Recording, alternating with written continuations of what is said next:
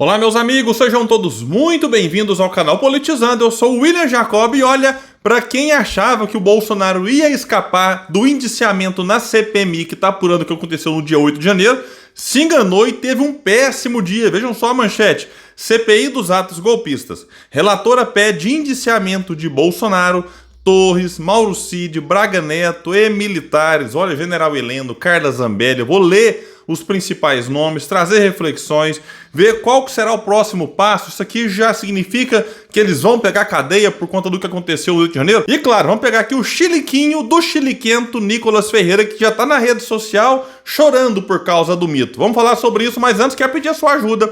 Chegou no canal, viu que não tá inscrito? Se puder, se inscreva, ativa aí o sininho das notificações. Isso é fundamental, assim como deixar o like. Mas só se gostar do vídeo. Se não gostar, vai que você é fã do mito, manda o dedo no dislike, não tem problema. Comenta aqui embaixo, mesmo os fãs do mito podem comentar, fiquem à vontade. A opinião de vocês, né, principalmente de quem não é fã do mito, é muito importante pra gente aqui. E claro, vamos compartilhar, a gente tá quase alcançando 200 mil inscritos e a ajuda de vocês é muito importante para isso.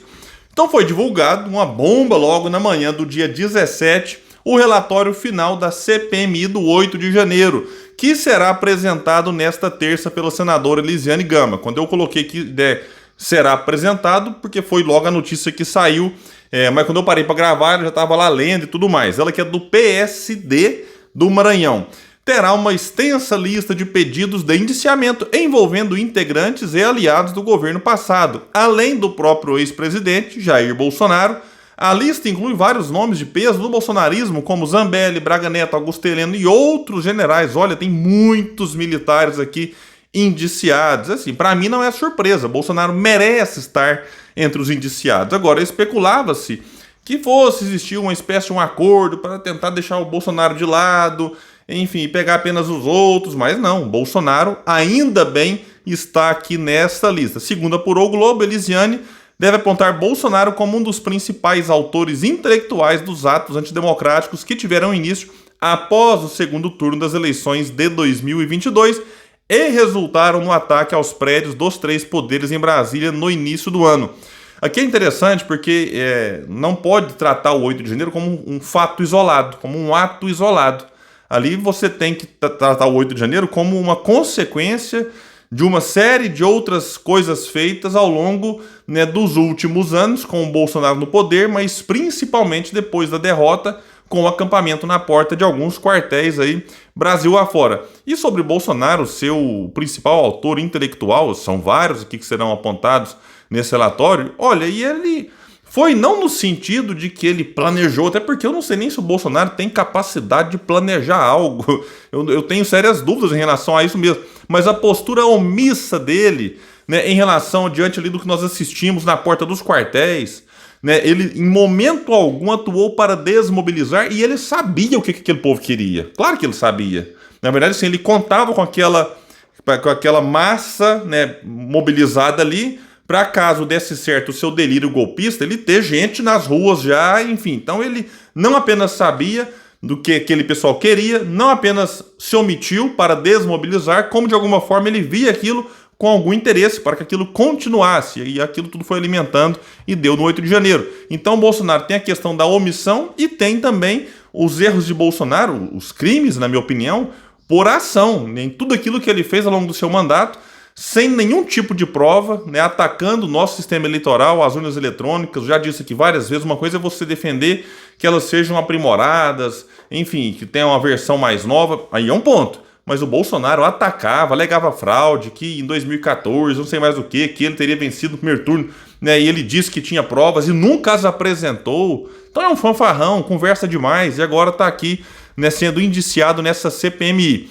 Segundo divulgou o G1, disse Elisiane então, Jair Bolsonaro e todos os que o cercam sabiam disso, articulações golpistas, conheciam os propósitos e as iniciativas, compreendiam a violência e o alcance das manifestações, frequentavam os mesmos grupos nas redes sociais, estimulavam e alimentavam a rebeldia e a insatisfação, punham deliberadamente mais lenha na fogueira que eles mesmos haviam acendido. Concordo com ela. E no caso específico de Bolsonaro, a relatora pede indiciamento pelos seguintes crimes: associação criminosa, tentativa de abolição violenta do Estado Democrático de Direito, tentativa de depor governo legitimamente constituído e emprego de medidas para impedir o livre exercício de direitos políticos. Olha, aqui a cana é pesada, hein? Mesmo que ele consiga se livrar de um ou outro indiciamento aqui, ele, nossa, né, se a gente for analisar, que os bagrinhos, né, os peixes pequenos, estão pegando aí 17 anos de cadeia, por muito menos do que isso aqui que ele está sendo indiciado agora. Olha, né, Bolsonaro vai ter que pegar a pena máxima, 30, enfim. Vamos ver o que vai acontecer. O parecer da senadora sugere indiciamentos por 26 delitos diferentes. Os crimes de tentativa de abolição violenta do Estado Democrático de Direito e tentativa de depor governo legítimo são os mais frequentes. Então, não são todos indiciados pelos mesmos delitos. Estão aqui individualizando, que é a forma correta de se fazer. No total, os 2 tipos penais foram atribuídos a 46 pessoas. São indiciados pela relatora no documento. Vamos ler aqui apenas alguns nomes, os principais, né?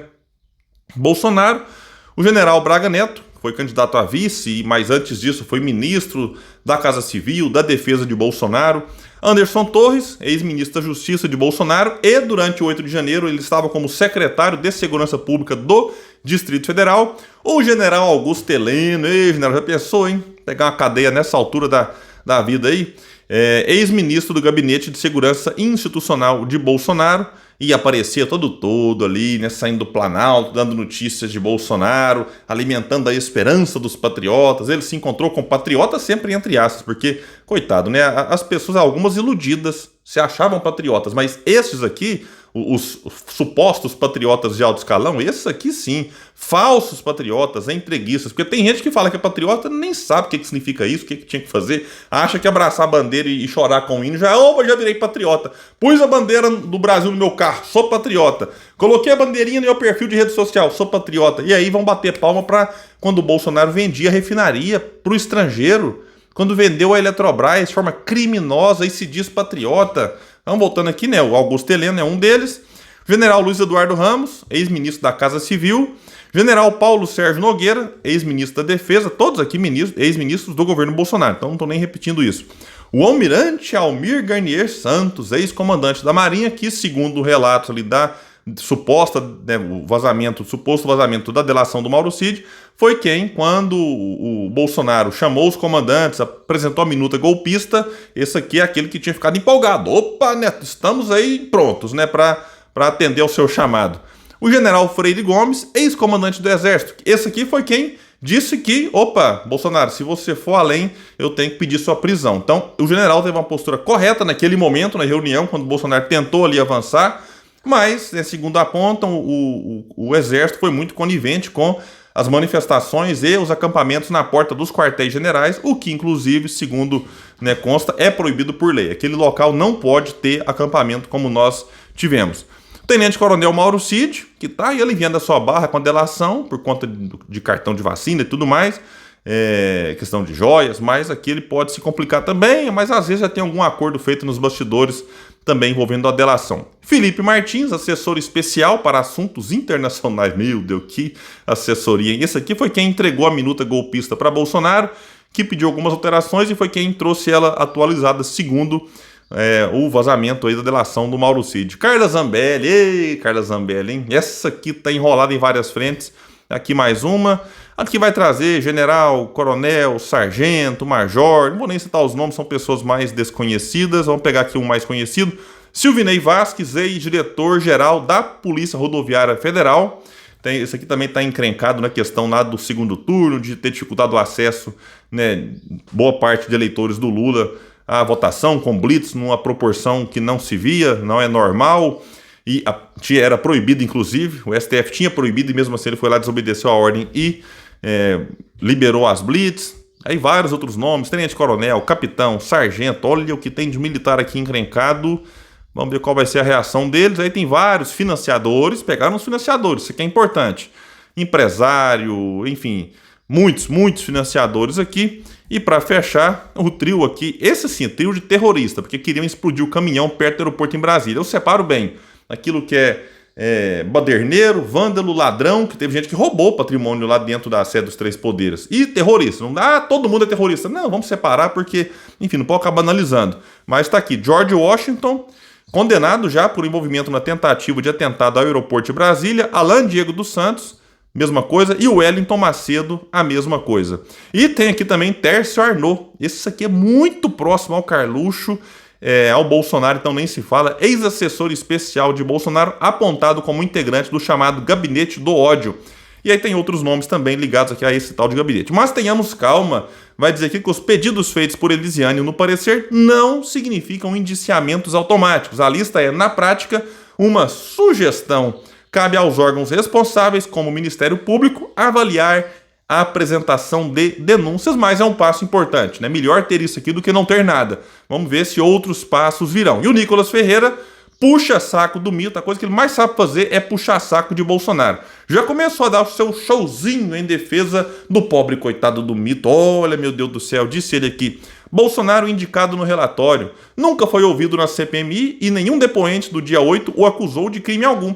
Eis a credibilidade de Elisiane. E desde quando isso aqui que o Nicolas colocou é critério para indiciar ou não alguém? Os elementos estão dados, Nicolas Ferreira. Não adianta puxar saco e tentar esconder. Os depoentes, a imensa maioria, bolsonaristas, sempre foram lá tentando proteger o mito. Então o Nicolas não se contentou com isso e postou o seguinte: usaram o depoimento do hacker para dizer que Bolsonaro cometeu crime. Se a fala dele tem credibilidade, suas falas sobre a insegurança das urnas também procede? Será encaminhado também para a PGR a investigação de suas falas sobre uma pessoa ter o poder de mudar uma eleição? Ora, Nicolas Ferreira sabe muito bem que a fala de uma pessoa não basta. Nem num caso, quando se refere aqui ao Bolsonaro, nem em relação às urnas. É preciso mais elementos. E no caso de Bolsonaro, temos 1000 elementos, que mostram suas intenções e delírios golpistas, questionamentos infundados das urnas e muito mais. Então a fala do hacker sobre o Bolsonaro encontra respaldo em falas do próprio Bolsonaro e agora nas conversas vazadas aí do Mauro Cid e outros. Agora, sobre as urnas serem inseguras, o PL, seu partido, Nicolas Ferreira, é de uma cara de pau sem tamanho. O seu partido, Nicolas Ferreira, participou lá dos testes feitos, que todos os partidos são convocados, apenas 3 quiseram, o PTB, o PL e o PV, e nenhum deles apontou irregularidade, tiveram a oportunidade de apontar. O Exército participou e várias outras instituições. Então, se tiver que reclamar sobre urna, Nicolas Ferreira, reclama com o presidente do seu partido.